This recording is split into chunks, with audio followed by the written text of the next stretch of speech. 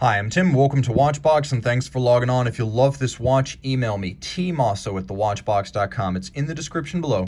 It is your purchase and pricing email concierge. For your questions about this or any Watchbox product on any Watchbox platform, reach out to me, email me. My email address is tmosso@thewatchbox.com.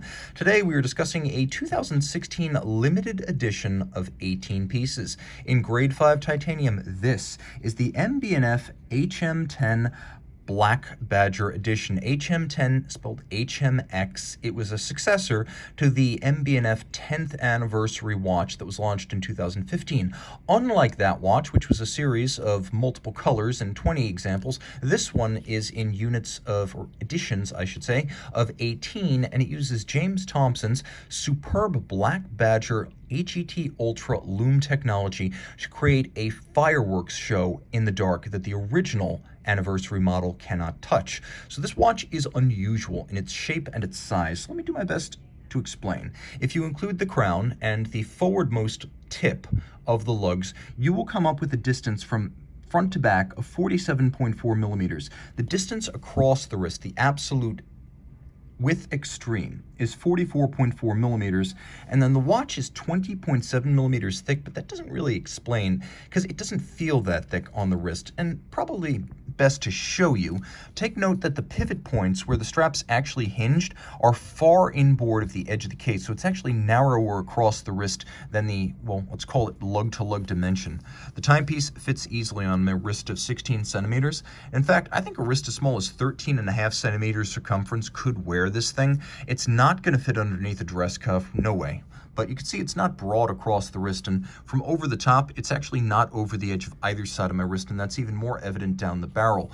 The strap, the clasp, let's take a look. This watch was designed by Eric Giroux and his company Through the Looking Glass, which styles many MB&F watches, and you can see that there's a lot of style going on. The strap is attached using screws and bars. It's a proprietary junction system, so you're either going to have to get your strap custom made or use MB&F factory spec. The timepiece does feature a little bit of a taper, and then there's a contrasting stitch matching the color of the lume inside the leather strap. We have shear cut sides, a little contrasting binding stitch, and then a contrasting stitch on both sides. MB&F factory strap, brand new condition. Taking a quick look at the pin buckle, not too much to say other than it's a combination of polish and satin, and it's a good looking non-generic piece that's clearly custom for the brand and for the model. MB&F branded, and you can see, like the case, it's in titanium. The case is in titanium in grade 5, so while it does have some marks having been worn, it retains excellent scratch resilience as grade 5 tie. You can see the MB&F battle axe motif on the exterior of the crown, which is used for winding and setting, though as you can see it is an automatic winding timepiece with a 42-hour power reserve. The watch does include proprietary screws, so if you're a do-it-yourself watchmaker, this is going to be off limits.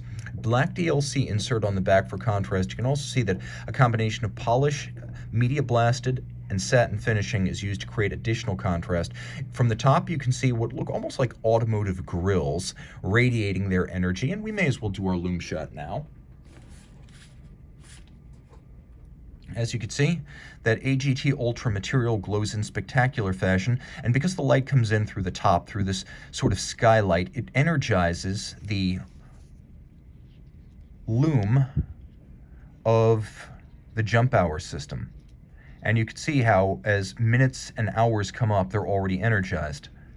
And the idea here is that you're going to view it at an angle when it's on the wrist, because this is a driver's watch. And you can really see how that's supposed to work, as the watch is designed to be read from an angle when your hand is on a steering wheel. So that's the idea right there.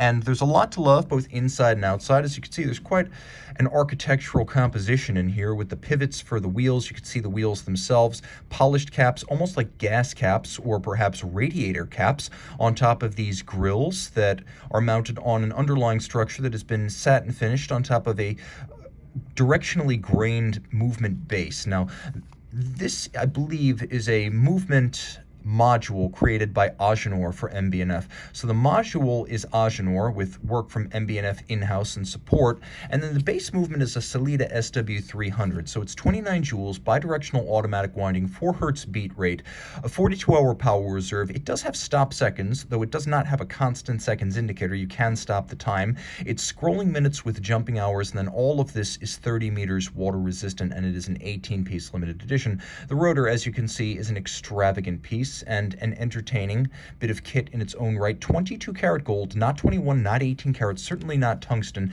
not sparing any expense right here. And then you can see that the face of the watch, where you read it, a combination of tinted sapphire and then polish and satination of the metal. It is a very good looking watch. Reach out to Team Mosso at thewatchbox.com for purchase and pricing details of this HM10 Black Badger edition.